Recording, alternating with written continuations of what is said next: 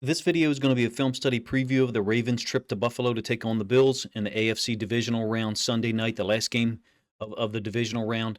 I really think that this is a conference title type of matchup between these two teams. Either one of these teams, I think, would represent the AFC well in the Super Bowl. I'm going to focus this one on the Ravens' defense matching up with a Buffalo offense that comes in second in the league in scoring, I think just under 31 points per game. The Ravens are about a half a point behind Buffalo in terms of overall points per game. Josh Allen clearly has had another spectacular season. Although the completion percentage is a little bit low, that's notable for me. I'm not sure what the explanation rate is there. Listen to some of the stats that I think kind of bear out why there's probably so many Bills fans that are so adamant they think he should be in the MVP consideration. Not that we do as Ravens fans, but he's got the lowest interception rate of his career by far.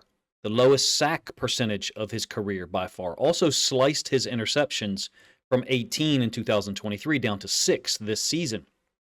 Why? How? The perception, for me at least, was they're relying on the run game more so. James Cook, Ty Johnson, other guys that have had bit roles, if you will, throughout the season. And Josh Allen certainly has been a great asset on short yardage situations, whether it's in the down inside the 5 at the goal line or just on a 4th and 1 between the 30s. But when you look at the stats from 2023, it really doesn't bear that out, meaning they ran for, I think, over 2,300 rushing yards this season. But if you go back to 2023, it was just over 2,200 yards. The differential was similar between what the Bills rushed for totally for the season and what their opponents rushed for. So even though the stats don't bear it out, I still feel like they're doing a much better job, if you ask me, of integrating the run game with pass concepts, while Josh Allen's completion percentage is lower than it has been throughout most of his career. Again, I think a little over 63%. So many other statistical markers look really good. I think that from a Ravens defensive standpoint, because they're so willing to go for it on 4th down and he's so good on 4th and 1, 4th and short, it almost influences your 3rd and 3 defensive coverage calls, your 3rd and 4 defensive play calls. You almost in some ways have to treat it like 4th down, meaning we can't let them get to that 9th yards because 4th and 1 is something that they convert so often because he's so good at it. I don't know what you guys think of that thought. You have to let me know in the comment section. We will get to some film here. Got some film to push through that I'm able to present to you. And unfortunately, it's from week 4, but it's going to be the Ravens defense against the Bills offense. At that time, for us as Ravens fans, it was an anomaly. I don't know about you. There was a moment where I was like, what happened? How did we play that good a defense? Well, if you were to watch the week 4 defense and then watch the last 6, 7 weeks of the regular season for Baltimore, they look similar. We're doing a nice job, if you ask me, out of a too high safety structure, stopping or slowing down the running game at times. And I do think there's yards there for James Cook and Ty Johnson for this Buffalo offense. If you look back at the film, I think I'm going to focus on the first 3 or 4 possessions here. Clearly, they've got significant wide receiver talent. Cooper, Coleman, the tight ends, they got 2 good ones. I really like Khalil Shakir.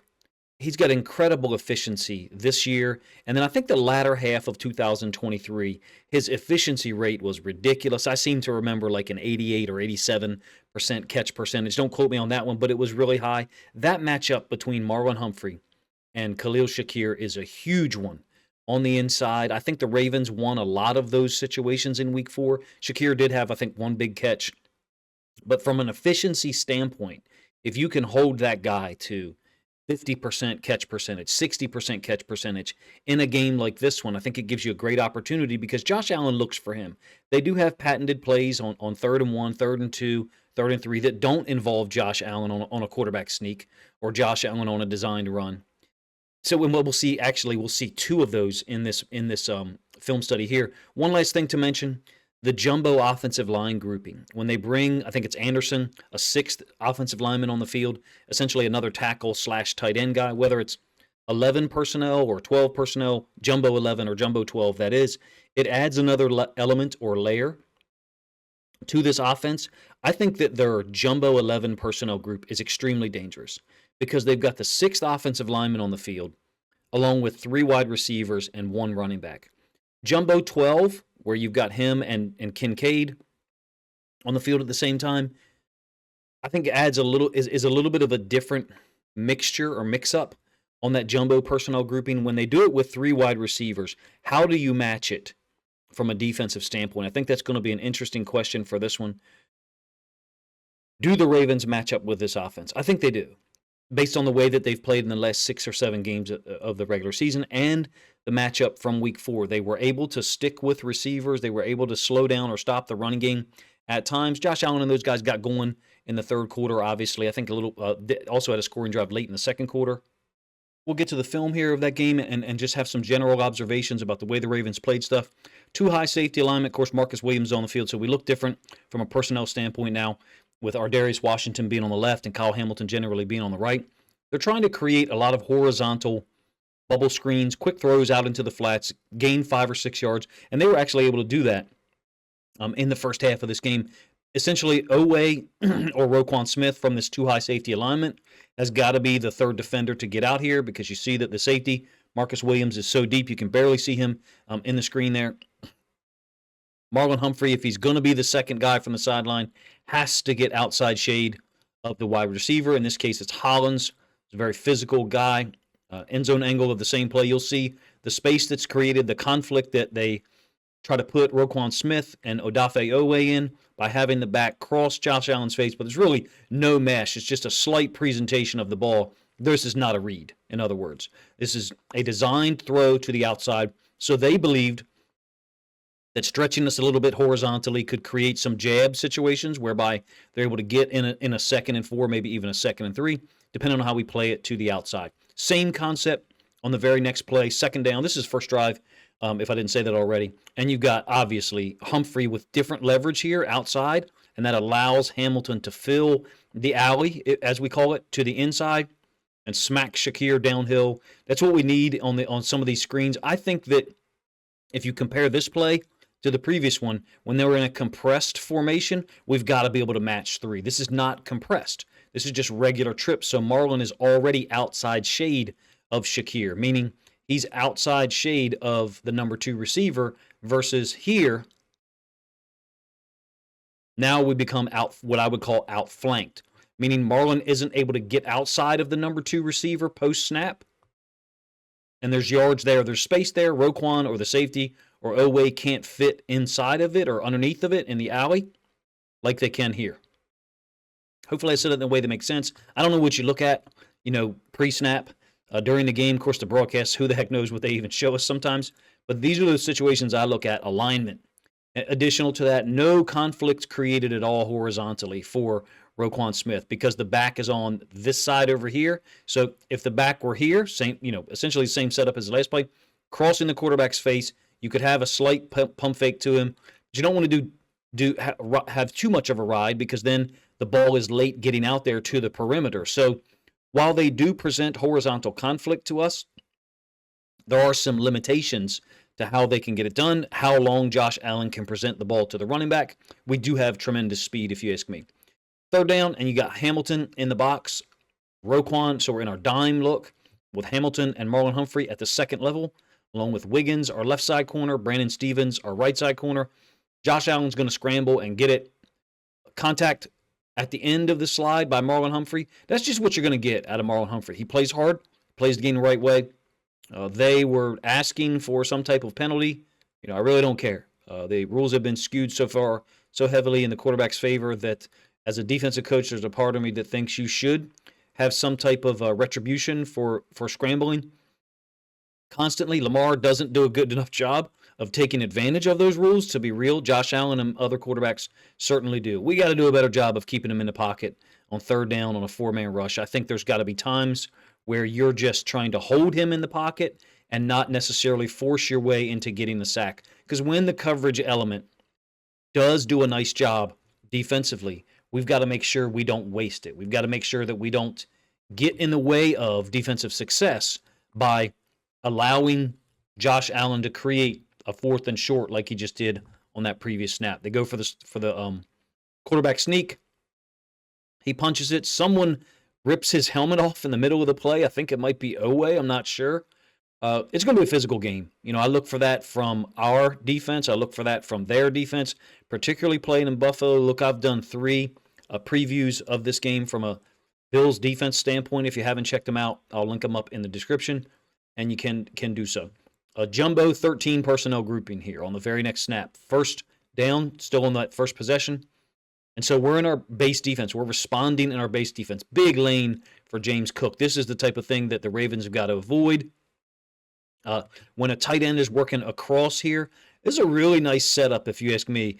So they went 13 personnel so that this tight end could base out on Tavius Robinson. So this is designed, in my opinion, for him to, well, I mean, if there is a lane open front side, fine. But this is designed for him to bring this back into that space that's afforded there. Kyle Hamilton put in a lot of conflict as the drop-down safety because he's got one tight end here blocking, another tight end who could potentially leak out into the flats, and you've got the run threat. Really, it's a triple option sequence, even though this is obviously not an option play. Same play from the end zone angle. You can see we're in our base defense. Roquan, maybe he's getting over the top here, but we've got a gap issue because of the 13 personnel, and I'm not sure if you guys can see it on this side of the screen. Yeah, you can. There's the left tight end, the sixth offensive lineman, jumbo 13 personnel, because it's another offensive lineman on the field. In this case, we end up actually getting hurt a little bit because Matabike can't get scooped, meaning this tackle can't cut Matabike off. So Matabike is able to stay or maintain in his gap. He actually kind of even here with the tackle, and as such, the running back's able to bring it off there. Those are the plays we got to avoid, especially ones on 1st and 10. Regular 12 personnel here, and they bring Hollins down, used as a lead blocker often. I don't mean as a fullback situation. I just mean they expect him to block well, and it's a great job by our defense. Wiggins is filling off the edge as the force defender. Look, the modern NFL, high-level college football teams, they want to force the corner to tackle. So oftentimes you're going to get these down schemes where they're just taking everybody down, trying to create a wall, and let the running back get a one-on-one with your strong side corner. And closing that space as soon as possible is what you want to do. You don't want to give up space on a play-action pass, but this is how you want to play it from a corner perspective. Be physical. Marlon Humphrey also winning his block against a tight end pretty quickly. Here's Humphrey. Wiggins is off screen to our left. I think the team that is, it's very cliche, obviously. The team that is the more physical one on the defensive side of the ball is going to have a huge edge because we're going to be able to get stops. Hopefully it's the Ravens, not the Bills. But that side of the ball is going to be able to get stops and put a lot of pressure on the other team's defense to be able to match them. Nothing would surprise me in this weather, for real. As cold as it's going to be Sunday night, as much experience as Buffalo has. But look, they're practicing inside too, just like the Ravens are. And our field, we're in the Mid-Atlantic region. That whole thing I saw on social media, I think Thursday night into Friday morning. Oh, we're practicing inside. It's not a good idea. We're going to play outside. You know, we're going to have to play on a frozen field. We're not going to play on the same surface, guys. Our practice field in the Mid-Atlantic region in Baltimore County, is a totally different field structure, field surface, I should say, than what we're going to play on in Buffalo that's suited for it. So I don't buy into that at all. That's just my observation on it. This is the ensuing 3rd and 2, again on their first possession. And we take away Allen's first read here. It's basically a pick, rub, or shield concept to the downside. One thing he does a great job of, and obviously a lot of elite quarterbacks, is move off of a read quickly. It's a 2-on-2 down here. So from a numerical standpoint, he's hoping he's got numbers somewhere else. Downside of the screen, and this is where they're going to go to, whether it's to Shakir, whether it's to one of the tight ends. This has been a Bills offense thing for years. I know it's a different offensive coordinator, but dating back multiple years on 3rd and 2, 3rd and 3, if it ain't something involving him primarily as a possible run threat, it's going to be a pick, a rub, or a shield for either Shakir or one of the tight ends. And I'll show you another example later. I think on their 3rd possession. This one ends up being incomplete. We make him look to the downside, come back to the middle, and I think it's Trenton Simpson kind of gets in the window here. So off the snap, Allen had just glanced, and this is something he does a lot of. And in fact, you'll see him kind of lean back sometimes trying to get an angle right here, looking where he wants to go right before the snap, just as he's getting ready to make his call. And I think some of the Ravens defenders, you guys don't necessarily see it there. Let me pull this over a little bit. I think some of the Ravens defenders in this game had an idea of that. I don't know that that tendency still necessarily holds, but I've seen it at least 6 or 7 times this year on a 3rd down. Check out Allen post-snap. Definitely looking down there, like I said, to Shakir. Kyle Hamilton goes over the top, covers it up. And Allen rightly doesn't want to throw this ball in the middle because Simpson is closing. So he thinks that there's a possibility that he could throw it and there could be an interception or a pass deflected. So he waits for the tight end to clear. And unfortunately, I think it's Knox unable to make us, Kincaid, my apologies, unable to make the catch. That ended their first possession.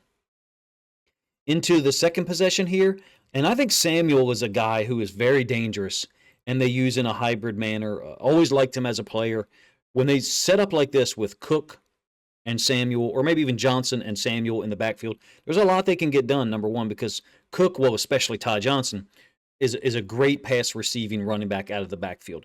But Cook is capable as well, and Samuel is a guy that they can give the ball to on run concepts or just flip it out into the flats. So they're trying to threaten us in a horizontal manner and then run underneath. You can see the tackle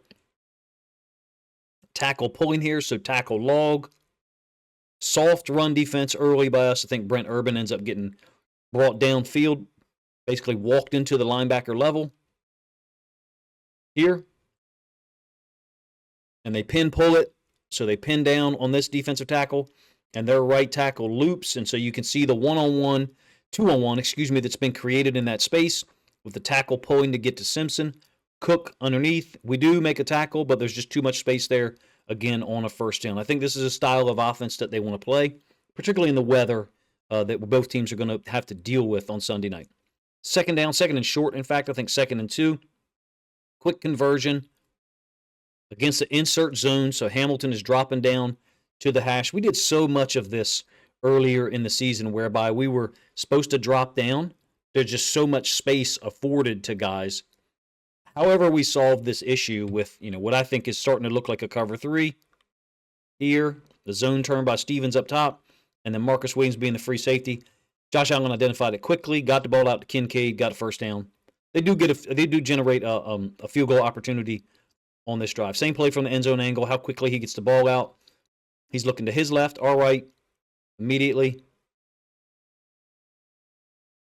You can see the last thing he looks at one more time before the ball is snapped, to his left, our right, which is where he ends up going, looking at least post-snap. Could it be a deke sometimes, a fake out? Could he be doing that to make us think that he's looking over there? Absolutely.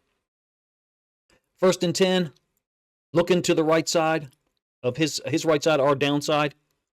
And Simpson, really nice job of jamming, collision into to push him out, kind of push him into the same seam as the number 1 receiver, and then pick up the tight end underneath.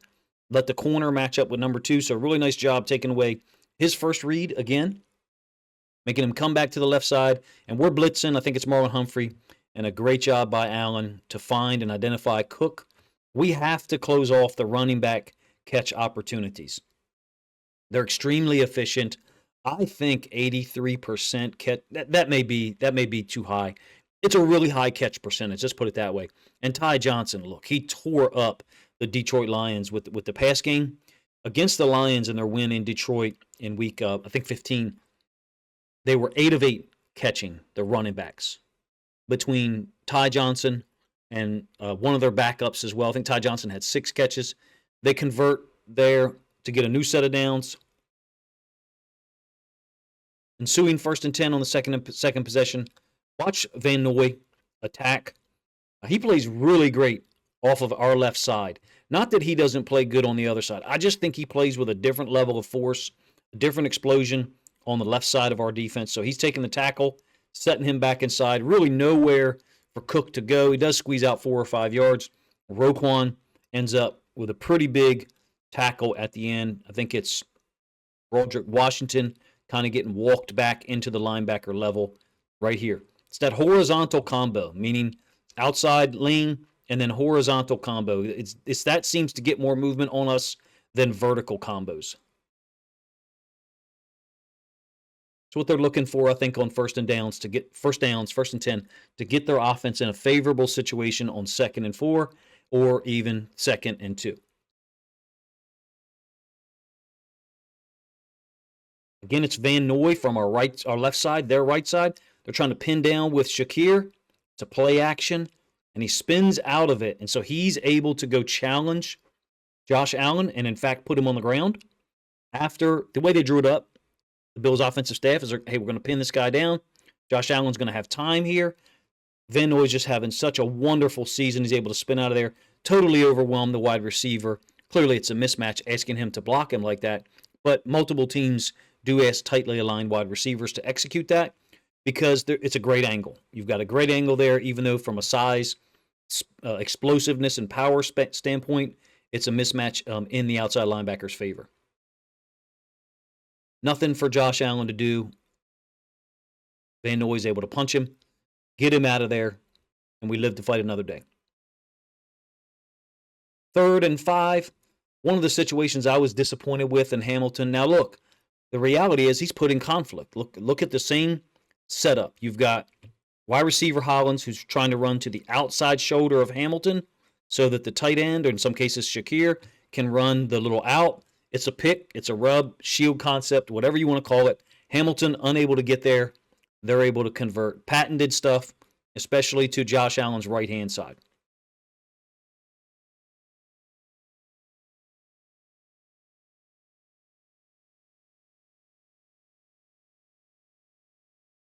Immediately looks over there. You got the pick. Van Noy unable to get his hands up in time. Quick conversion. I was a little surprised going back through the film at how much, at the horizontal nature of their offensive attack against us. You get a hold called on the right tackle. He does grab with his right hand. Some people said, Van Noy sold it. Maybe he did sell it a little bit. We're dropping down here, so it looks like we've got 4 underneath and 3 deep again on the 1st and 10. Allen ends up throwing it away. He realizes that there's going to be a hold, so he's not going to waste his effort trying to create yards in a situation where he knew they were going to get called for a penalty. So 1st and 20, quick completion underneath. This is a really nice job of being inside-out leverage by Hamilton, and also a really nice job of not taking a shot that could clearly be called defenseless receiver, even though I think that there should be something said for throwing the ball into leverage. Josh Allen looking to his right quickly, throwing to his right quickly. How often is that an actual tendency for him? What's the percentage? I don't know. I don't know what the heat map looks like for him. I just know that pre-snap, the last thing he looks at, there does seem to be some type of tendency or some type of tell in terms of where he's going to go with the football if he's looked to his right or to his left. 2nd down, remember they had a holding penalty against Van Noy on the 1st down play to push them back into a 1st and 20. Quick completion underneath Shakir. We are able to get a quarterback hit on Josh Allen. I think we've got to take this mentality that once we're there, we shouldn't try for home runs against him. He's just too great at breaking tackles, and his sack percentage is really low. I understand you want sacks. You want to impact the game in a negative manner for their offense. He just seems to be a guy to me, at least watching the film recently, and look, I can't show any film from the last 4 or 5 weeks. None of it will post up on YouTube without getting hit. This is the glitch blitz. They end up with another hold on a 3rd down. He goes downfield. This wouldn't have counted anyway, but Wiggins there for the nice challenge against Keon Coleman. Glitch blitz, dropping a defensive tackle out, dropping Roquan out to get in the window of anything underneath. I think it's Travis Jones diving, try to get to Allen. Good discipline by Roquan, not actually hitting him, which would have possibly drawn a penalty and helped things to offset. Look, it's too judgy to say, hey, they didn't have this guy and that guy on defense, so it's going to be a different game. We didn't have Ardarius Washington out there, obviously. We didn't have, I don't think Broderick Washington was healthy going into this game. Additional to that, we had Eddie Jackson on the field here. The difference between Eddie Jackson and Ardarius Washington being on the field together is massive. Marcus Williams, a guy that theoretically could go out there and have an impact if he had to get on the field Sunday night or any game thereafter, to be honest with you, because he's the next guy on the depth chart, if you ask me. Eddie Jackson's a guy that's gone. So it's unrealistic for Bills fans to take this perspective. Hey, we didn't have these guys. Are they going to play a better brand of defense in Buffalo? Of course they are. They're going to be more aggressive? Absolutely. Matt Milano is a spectacular football player. We are night and day difference defensively with Ardarius back there and Kyle Hamilton than we were with Marcus Williams and Eddie Jackson on the field at the same time. That drive resulted in a field goal opportunity. The Ravens are going to have to limit this team to field goals as much as possible if they get inside the red zone or even get close. Like you see here, the third possession, we would love to have results like this one. From a defensive standpoint, recognition standpoint, this is a 3-play sequence, get the Bills off the field. We scored on the first possession of the game, first play of the game, in fact.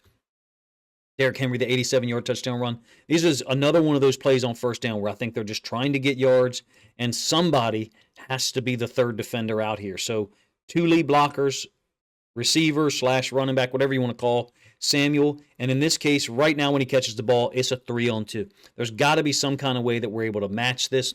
Part of it is related to playing a too-high safety look, but we're not in a too-high safety look here. We're in our nickel personnel with Hamilton and Marlon Humphrey up in near the line of scrimmage in the box, if you will, kind of creating a 4-4 look. The Bills are able to gather, I think, 6 or 7 yards immediately on a swing pass out to their left. Too much space, if you ask me, to allow this team to consistently get in 2nd and 5 or even 2nd and 4. 12 personnel group here. Great job of closing down on the backside by Brandon Stephens. Now, I do worry about, a boot situation with these guys and the tight end, but Brandon Stephens is seeing the open window. It'll develop between the left tackle and the tight end. Run, flow away from him, closing down on the backside. Cook wasn't willing to hit it downhill, gets kind of bent backwards a little bit. He's had a great year, Cook has. Those, like I said, the running backs tore up the Detroit Lions when they went to Detroit later in the season and were able to get a victory 48-42. I don't think this game's going to be 48-42. Too damn cold. Both sides' defenses got too much pride and too much talent, even though the offenses are operating at a high level. Both teams top 3 in the league in scoring, over 30 points per game. This is a patented Bills play for years on 3rd and short. Knox or Kincaid, whoever it is at tight end, in any time, set to the right, and the running back ends up being on the same side. So I call it twin slot A-gun. So the back is going to cross face. Theoretically, you could give the ball to the running back. This time, Ojabo veers down like he's going to take the back and then gets back uphill towards the upfield shoulder, outside shoulder of the quarterback. I don't think Josh Allen's steps are great here. You'll see it when you get the end zone angle. But the design of it is, again, the receiver trying to get to the outside shoulder of the number 2 DB, in this case, Kyle Hamilton. And if he can get to the outside shoulder, then that forces Hamilton to take a wider angle over the top or potentially go underneath, and then Josh Allen would just throw it out in front. Kyle Hamilton's got great range, great burst. This is a beautiful play by Hamilton, don't get me wrong.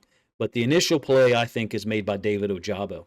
Again, this was just designed to be a look at what the Ravens were able to do defensively. I'm talking about Josh Allen's feet here. We'll run it back a couple of times. I don't think that he's using proper footwork here. Shouldn't have one foot up off the ground like that. He's trying to sell it.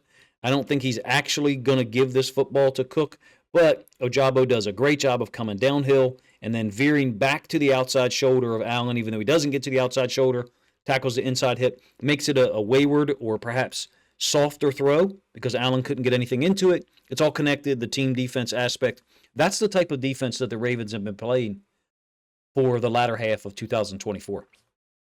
Bills fans may not know it. If you look at the stats for the year, the Ravens' defensive stats aren't going to be that great. But the last 6 or 7 weeks of the year, totally different defense. Almost kind of reminds me a little bit of the Rams late in 2023, where they were just absolutely rolling offensively, I should say. And even though their stats didn't look great for the year, they were a pain in the butt to deal with, as the Ravens found out when they came to Baltimore. And we had to win, I think, 37-31 in overtime. And then when they went to Detroit and pushed Detroit to the limit, to the brink as well, in the wildcard playoff round. In any case, this is my 4th preview of the Ravens-Bills matchup in the divisional round. A rematch, if you will, of the Week 4 game in Baltimore. Also a playoff rematch from years ago when Josh Allen and Lamar Jackson were very young quarterbacks. How similar will the game be? I don't know. The Ravens have a way more diverse offense. Clearly better running back talent than we had back then, even though J.K. Dobbins and Gus Edwards were healthy at that time. It's a huge matchup. Again, I consider it to be a conference championship type collision, with either team being capable of representing the AFC well in the Super Bowl. I appreciate you guys' time. Let me know what you think of the preview in the comment section. If you'd like me to push out another one for Saturday morning, that will be no problem. It's been a challenge to try to get film that would actually post up on YouTube that I could break down. And that's why I went all the way back to week 4 when these teams met the first time to talk about the Ravens defense. Appreciate you guys' time. If you think other Ravens fans would enjoy this film study preview, then please consider grabbing a link to this video, sharing it out on social media to help this content get more reach.